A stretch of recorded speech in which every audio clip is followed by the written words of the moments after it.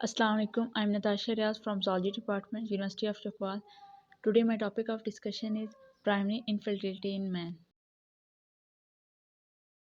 सबसे पहले हम देख लेते हैं कि इनफर्टिलिटी होती क्या है। कि अगर कोई भी कपल है वो 1 साल की अनप्रोटेक्टेड रेगुलर सेक्सुअल इंटरकोर्स के बाद भी बेबी कंसीव नहीं कर पा रहा तो उसको हम इनफर्टिलिटी कहते हैं। अगर 1 साल से कम का अर्सा हो तो उसको हम इनफर्टिलिटी कंसीडर नहीं करते, लेकिन 1 साल से ज़्यादा हो गया हो तो उसको हम इनफर्टिलिटी कंसीडर करते हैं। उसके बाद इसकी एक टाइप है प्राइमरी इनफर्टिलिटी, जिसको हमने आगे डिस्कस करना है कि इसमें ये होता है कि अगर कोई कपल है वो कभी भी पेरेंट बना ही ना, उसने कभी भी चाइल्ड कंसीव किए ही ना हो तो उसको हम प्राइमरी इनफर्टिलिटी कहते हैं। इसकी दूसरी टाइप सेकेंडरी इनफर्टिलिटी होती है। उसमें ये होता है कि अगर कोई कपल है वो एक दफ़ा पेरेंट बन गया लेकिन उसके बाद वो बेबी कंसीव नहीं कर पा रहे तो उसको हम सेकेंडरी इनफर्टिलिटी कहते हैं। उसके बाद हम प्राइमरी इनफर्टिलिटी में देखते हैं कि अगर 1 साल का अनप्रोटेक्टेड सेक्सुअल इंटरकोर्स का पीरियड गुजर चुके हैं और वो जो मेल है वो फर्टाइल फीमेल को प्रेग्नेंट करने में कामयाब नहीं हो पा रहा तो उसको हम मेल को हम इनफर्टाइल कहेंगे। हम मेल इनफर्टिलिटी के काजेज़ देख लेते हैं। मेल इनफर्टिलिटी के काजेज़ को 3 डिफरेंट कैटेगरीज में डिवाइड किया गया है। First one is pre testicular, then testicular and last one is post testicular. Pre testicular causes. Pre testicular causes में डिफरेंट कॉन्जेनाइटल और एक्वायर्ड डिजीज़ आ जाती हैं जो कि हमारे हाइपोथैलेमस पिट्यूटरी एक्सिस पे जाके एक्ट करती हैं। हाइपोथैलेमस पिट्यूटरी गोनेडल एक्सिस, इसमें क्या होता है कि हाइपोथैलेमस गोनेडोट्रोपिन में रिलीजिंग हार्मोन से क्रिएट करता है जो कि जाके एंटीरियर पिट्यूटरी पे एक्ट करता है। वहाँ से 2 हार्मोन रिलीज होते हैं। First one is FSH follicle stimulating hormone, second one is LH luteinizing hormone. Follicle stimulating hormone है ये सर्टोली सेल पे जाके एक्ट करता है, वहाँ आगे स्पर्मेटोजेनेसिस करवाता है। जबकि जो LH है वो आगे जाके लेडिक सेल पे एक्ट करता है, वहाँ पे टेस्टोस्टेरोन रिलीज करवाता है। जो टेस्टोस्टेरोन है वो हम जानते हैं कि मेल सेक्स हार्मोन है, वो आगे जाके स्पर्मेटोजेनेसिस करवाता है। सबसे पहले जो कॉन्जेनिटल डिजीज़ है वो है Prader Willi syndrome. Prader Willi syndrome hypogonadotropic hypogonadism की वजह से होती है। एक ऐसी कंडीशन होती है जिसमें जो मेल टेस्टिस होती हैं और वो या तो मेल सेक्स हार्मोन प्रोड्यूस ही नहीं करती, और अगर प्रोड्यूस कर भी रही हैं तो बहुत ज़्यादा कम क्वांटिटी में प्रोड्यूस करती हैं। इस सिंड्रोम के जो पेशेंट होते हैं इनमें हाइपरफेजिया होता है।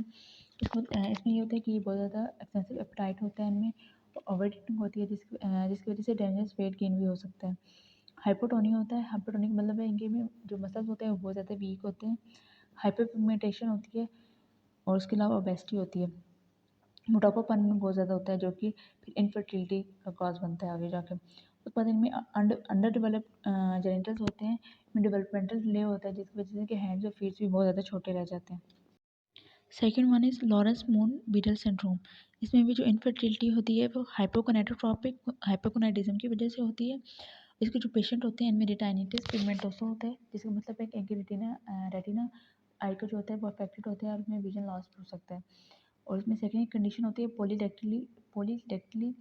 पॉलीडेक्टिली में ये होता है कि इनमें जो फिंगर्स होती हैं वो एक्स्ट्रा होती हैं। नेक्स्ट है थैलेसीमिया। थैलेसीमिया में होता है कि इनमें इनफेक्टिव एरिथ्रोपोइसिस होती है जिसकी वजह से इनको मल्टीपल ब्लड ट्रांसफ्यूजन की ज़रूरत पड़ती है। इन मल्टीपल ब्लड ट्रांसफ्यूजन के नतीजे में आयरन डिपोजिशन पिट्यूटरी और टेस्टिस में बहुत ज़्यादा हो जाती है जिसकी वजह से पिट्यूटरी और टेस्टिकुलर इंसफिशिएंसी हो जाती है। Cushing disease. कुशिंग डिजीज़ में इंक्रीज कॉर्टिसोल लेवल होते हैं। ये जो इंक्रीज कॉर्टिसोल लेवल होते हैं ये हाइपोथैलेमस में नेगेटिव फीडबैक के तौर पे एक्ट करते हैं और वहाँ से GnRH की रिलीज़ को इनहिबिट करवाते हैं। जब GnRH की रिलीज़ नहीं हो पाएगा तो आगे टेस्टोस्टेरोन और आगे स्पर्मेटोजेनेसिस भी नहीं हो पाएगी। इसके बाद आ जाती हैं testicular causes. Testicular causes chromosomal भी होती हैं और नॉन क्रोमोसोमल भी होती हैं। क्रोमोसोमल एबनॉर्मलिटीज़, जो टोटल मेल इनफर्टिलिटी होती है उसमें 6 to 13% क्रोमोसोमल एबनॉर्मलिटीज़ की वजह से होती हैं। जब एज़ोस्पर्मिया या फिर ओलिगोस्पर्मिया के पेशेंट होते हैं उनमें क्रोमोसोमल एबनॉर्मलिटीज़ बहुत ज़्यादा होती हैं। एज़ोस्पर्मिया मतलब कि एजैकुलेशन के दौरान अगर सेमन में बहुत ज़्यादा बिल्कुल स्पर्म हो ही ना तो उनको एज़ोस्पर्मिया कहते हैं।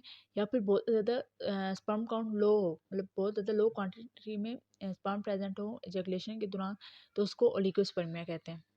क्लाइनफेल्टर सिंड्रोम, इसको XS5 भी कहते हैं क्योंकि ये जो मेल होते हैं ये extra copy of x chromosome के साथ पैदा होते हैं और ये मेजर क्रोमोसोमल काज है मेल इनफर्टिलिटी का।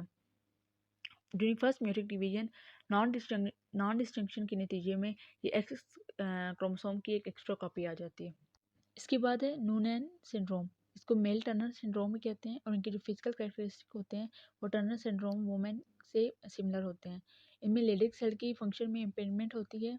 उनके फिजिकल फीचर में इनकी वेब नेक होती है, इनका शॉर्ट स्टेचर होता है, शॉर्ट ब्रॉड नोज होता है, लो सेट ईयर्स होते हैं, लार्ज टॉल फोरहेड होती है इनकी, और इनमें कार्डियोवास्कुलर एबनॉर्मलिटीज़ भी पाई जाती हैं। आगे मिक्स्ड कोनिडल डिसजेनेसिस, इसके जो पेशेंट होते हैं इनमें एम्ब्यूगस जेनेटिलिया होते हैं। इसका मतलब है कि इनके जो पेशेंट होते हैं इनमें दोनों सेक्सेस के कैरेक्टर्स पाए जाते हैं। इनके जो गोनेड्स, आउटर गोनेड्स होते हैं, इनमें क्लियरली पता नहीं चलता कि ये मेल के हैं या फीमेल के हैं। Post testicular causes, post testicular causes में स्पर्म ट्रांसपोर्टेशन में प्रॉब्लम होता है। जो स्पर्म होते हैं वो सर्विकल म्यूकस को क्रॉस नहीं कर सकते, और इनमें डिफरेंट स्ट्रक्चरल एबनॉर्मलिटीज़ भी पाई जाती हैं। इसके अलावा कुछ इन्वायरमेंटल काजेज़ हैं मेल इनफर्टिलिटी के। For example exposure to X rays, कि हम अगर कोई मेल है वो ऐसे इन्वायरमेंट में रहता है जिसमें एक्स रेज के साथ एक्सपोजर बहुत ज़्यादा है, तो हम जानते हैं कि एक्स रेज जो हैं वो म्यूटेशन काज करती हैं, तो वो भी इनफर्टिलिटी का बायस बन सकती हैं।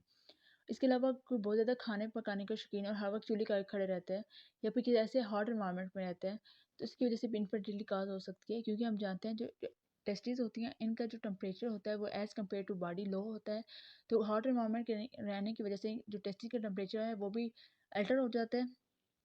इसकी वजह से टेस्टिस अपना फंक्शन प्रॉपर परफॉर्म नहीं कर सकती।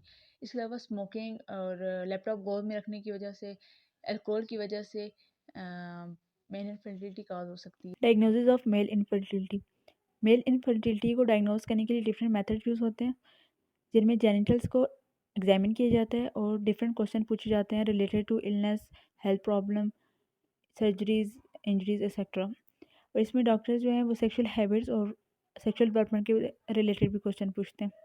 देन है हार्मोन टेस्टिंग। हम देखते हैं कि जो ये स्पर्मेटोजेनेसिस का या जो ये सारे मेल जो फर्टिलिटी होती है इसको हार्मोन्स कंट्रोल कर रहे होते हैं। हार्मोन टेस्टिंग में देखा जाता है कि थैलेमस और पिट्यूटरी से जो हार्मोन्स रिलीज़ हो रहे हैं उनमें तो कोई प्रॉब्लम नहीं है, मतलब वो प्रॉपर अपनी मिकदार में प्रॉपर अपना फंक्शन परफॉर्म कर रहे हैं या नहीं। ट्रीटमेंट, कि अगर मेल इनफर्टिलिटी है तो उसको ट्रीट कैसे किया जाता है। सबसे पहले सर्जरी। सर्जरी में ये होता है कि वेरिकोकल या कोई और ऐसी कंडीशन है जो कि स्पर्म ट्रांसपोर्ट में ब्लॉकेज का काम कर रही है, तो उसकी सर्जरी के ज़रिए क्योर किया जाता है, ये रिपेयर किया जाता है। उसके बाद है ट्रीटिंग इन्फेक्शन, का कोई इन्फेक्शन है तो उसको एंटीबायोटिक के ज़रिए क्योर किया जाता है, लेकिन ज़रूरी नहीं है कि ये फर्टिलिटी को रिस्टोर कर सके। हार्मोन ट्रीटमेंट एंड मेडिकेशन, कि अगर तो मेल इनफर्टिलिटी हार्मोनल इम्बैलेंस की वजह से है तो डॉक्टर ये रिकमेंड करते हैं कि हार्मोनल ट्रीटमेंट करवाया जाए और मेडिकेशन करवाई जाए प्रॉपर, ताकि इनफर्टिलिटी को क्योर किया जा सके।